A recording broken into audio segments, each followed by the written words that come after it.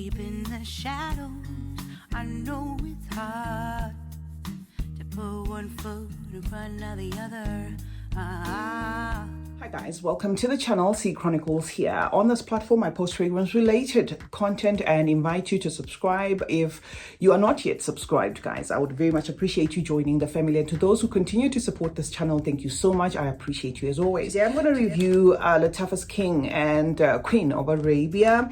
These are fragrances that were sent to me by Haiti Saint, and these are the ones that are gonna have the extra bonus vials that Lattafa in itself as a house threw into the packaging. They come, I'm going to put the packaging, of course, on the side, but I think they come with testers, maybe 2 or 3 or something. I haven't bought, I haven't seen the actual packaging, but I feel the way Lattafa did things here is great in ensuring that you can then test some of the fragrances that they already have. So this is a close-up, guys, of where it says King of Arabia, and I'm gonna spray it here and tell you my thoughts. Okay, so this, by the naming, I'm gonna assume is targeted for males. Oh, okay, fine. Immediately what hits me, guys, is a thick fruity feel in woods. Okay, now this is one I would say is absolutely first impressions. I had not tried it or the Queen of Arabia, but almost offset, guys. It is giving me a woody, sweet, fruity, dusty, green, leathery feel about it. And DNAs like this make it hard for you to then be able to, especially if you have smelled fragrances like oud maracuja, it makes it very hard to then be able to say, okay, I am gonna like this because it's doing this. I am almost, immediately tempted to say kind of feels like oud maracuja, or whether they were going for the oud maracuja. However, the fruity feel about it, and I believe it's strawberry or some berries that they have used there, is very much communicating. So if they were not going for there's a cur something from the same Maison Crivelli house and oud maracuja, if that is not what they were going for, perhaps they were going for like a more fruity twist or take to those DNAs. But honestly speaking, it's very difficult, especially for me, to move past the fact that this immediately reminds me of oud maracuja. Okay, notes listed for this: some strawberry there is the vanilla, the woods, there is also osmanthus, if my memory serves me well, and there's a patchouli. So yeah, this, the more I smell it now, is still keeping that strawberry accord or the fruity, like a jammy fruity feel about it, but also pushing to the surface like a green, earthy patchouli. Okay, so this is, to my nose, a fragrance that even women can wear because of the sweetness of that fruity accord that seemingly is lingering all through. But if a woman should purchase this, they must also love leathery DNAs, woody DNAs, patchouli forward DNAs, and fragrances that have like a Middle Eastern tone to them, because this one interprets as thick with like a Middle Eastern-esque, feel about it. So yeah, certainly what I get and what I can say about this fragrance. It does list the note of osmanthus, and the osmanthus could also just be building into like a fruity weight to this fragrance, because it's certainly fruity in as much as it is woody as well, with even like a medicinal feel, something piney about it, like a cedarwood and stuff. So yeah, certainly that is what I can say about this. It also is sweet, so the vanilla in this is making a statement, but it's all wrapped up in like a a leathery presentation, woody presentation, a fruity, sweet feel about it, and a thickened, concentrated of a fragrance to the nose almost immediately. So anyway, enough said. When it comes to the King of Arabia, I have the Queen as well. So I'm going to tell you what my preference is.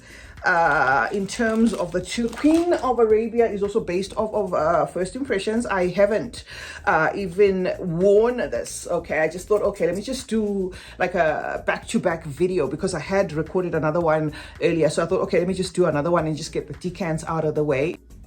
Okay, this is the Queen of Arabia. Let me just spray it again. I don't know why it is also immediately reminding me of a fragrance that I already have within my collection. This is very vanilla forward, something that I get from vanilla powder, and I have a highlight that I came with here. I've since decluttered it, but it kind of vibed like this. I think this is perhaps in the same fragrance family as Vanilla Powder by Materi Premier. Yeah, it's mostly giving me vanilla, but in a rich, you know, sitting on a rich, even milky bed. Okay, so this, I'm gonna check the notes for this, guys, because this was based off of first impressions. I'm gonna check the notes and then cut off because I am failing to move past the fact that this just feels like vanilla powder, you know, to my nose. Oh yeah, certainly I checked, and it does look like a lot of people also think this is Lattafa's take to vanilla powder. But guys, there is something in this that I like more than what vanilla powder does. This is not as heady. I on my second channel I came with vanilla powder just when it was released. When I bought a fragrance, I threw 2 or 3 samples of that, and I described it as one of the most pushiest, potent, loud vanilla fragrances in coconut. I am not getting that here. I am liking this because this one is, even to my nose, feeling as though it's different from the Hadlaj one. Now, if, let's say for instance, I still had the Hadlaj and I had this in a full bottle and I had not decluttered the Hadlaj one, I think I would have kept this one in a full bottle. I think I would have certainly enjoyed wearing this one more than the Fasan White. I decluttered the Fasan White because it was so close to the real thing, which is a good thing. It was so close to vanilla powder, including in the pushiness and the headiness, and that was the reason why I thought, okay, I'm gonna let it go because it's doing a little bit too much. But this is sort of like a softened feel of that. So if you wanted a fragrance that is fusing that coconut ingredient, the sandalwood, the vanilla, the saltier cause, that sort of thing, giving you just enough creaminess, giving you just enough sweetness,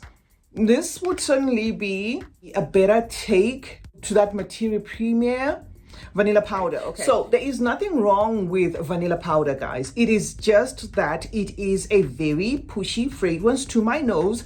I have miniatures of it there. It's a fragrance that is a commitment. I kind of have to think whether I want to smell like it the whole day because it can be suffocating to an extent, and this is not what I'm getting from this. I'm getting a nice, softened, sweetened, you know, vanilla in like a even electronic backdrop, but everything is fused, not too careful, but not too pushy. I don't think this would be the sort of fragrance that gives me a headache unless it needs me to wear it a little bit more. Whereas with vanilla powder, I can even feel, you know, sort of like as if it's gonna trigger, as though it's gonna trigger a migraine, because it is just on the really beast mode side. Really, I am here, I wanna be known, I'm gonna be a compliment getter. This is me, you either love me or you don't. So yeah, this seems to be softened to me. Kind of feels like there is like a note switch where they went more on the sandalwood, because sandalwood sometimes can come across as milky. I'm not getting a milky feel that I would say is definitely coconutty, because Coconut, in some cases can also be borderline even nauseating, which is something that vanilla powder does. It kind of feels as though it's about to, it just is a pushy fragrance where it's coconut, even a little bit buttery, in a sweetened vanilla, and it's kind of like a pushy feel. What vanilla powder dose of coconut is not the same as this. So yeah, this Queen of Arabia is a good one. It does feel like the sort that will last, because it does have depth. I feel it would be even blind buy safe, just based on what I've gotten from this review. So anyway, guys, out of the two, it's definitely going to be the Queen of Arabia that I prefer the most. The King, unfortunately, doesn't really excite me that much, because I've come across DNAs like that will kind of feel like Oud Maracuja. There's Creeps and Taurus. There is Nibs. Aromatic Nibs, the red one, kind of feels like that, where it's fruity, woody, oody, spicy, that sort of thing. And then there is that Oud Maracuja, on its own. So it just comes across to me as sort of like a DNA that has been repeated so many times that I just don't care for it. So yeah, that is what I can say in a nutshell. But the King of Arabia, as well as this, are going to be fragrances that last. Okay, if you love the scent profiles, they're going to be fragrances that last. They have that presence about them, especially the King. The King really did have some depth. It's just that it was an instant put off based on the fact that I have experienced the King of Arabia's DNA multiple times. CeeChronicles is my name. Thank you so much, guys, for joining me today. Let's meet in the comment section where we discuss more about fragrances. Let me know your thoughts on these two, guys, the King of Arabia and the Queen of Arabia of Lattafa's. Is it the Lattafa Pride? I don't know. Maybe it's just a regular line. Let me know and we can interact in the comment section. Remember to turn on post notifications. That way you get to be notified anytime I upload a video. Like and share this one. And remember, guys, that smelling good is a form of good manners. Cheers.